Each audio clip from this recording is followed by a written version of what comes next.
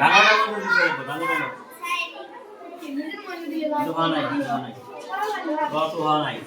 গ হোৱা নাই ডাঙৰকৈ লিখিব লাগিব হোৱা নাই ৰাখি দিলে কৰিছে আৰু ডাঙৰকৈ লিখিব লাগিব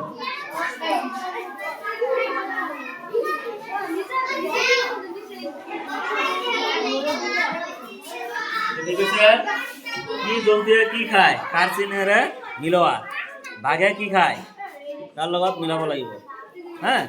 গৰুৱে কি খায় মেকুৰী কি খায় বাছ মিলাব লাগিব হৈছে তাৰপিছত তলত দিয়া বাসস্থানসমূহত জন্তুৰ নাম লিখা গছৰ ডালত কি থাকে বান্দৰ সিংহ গুহাত থাকে গোহালিত কি থাকে ইয়াত লিখিব লাগিব আস্তাবলত কি থাকে কি জন্তু থাকে বুঝছে ইফালে কি কৰি আছা হ্যাঁ সোয়ানা কি কৰি আছা হ্যাঁ শব্দ লিখিবা নদী লতা তাৰপিছত লাটুম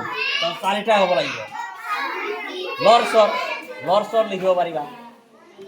চাৰিটা হ'ল চাৰিটা বৰ্ণ হ'ল